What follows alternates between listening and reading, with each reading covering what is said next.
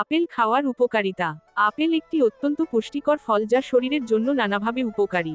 এর প্রধান উপকারিতা হল: ১. পুষ্টিগুণে ভরপুর। আপেলে প্রচুর পরিমাণে ভিটামিন সি, ফাইবার, পটাশিয়াম এবং অ্যান্টিঅক্সিডেন্ট রয়েছে।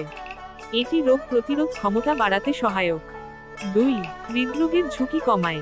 আপেলে থাকা ফাইবার এবং অ্যান্টিঅক্সিডেন্ট রক্তে কোলেস্টেরলের মাত্রা নিয়ন্ত্রণে রাখতে সাহায্য করে, যা হৃদরোগের ঝুঁকি কমায়।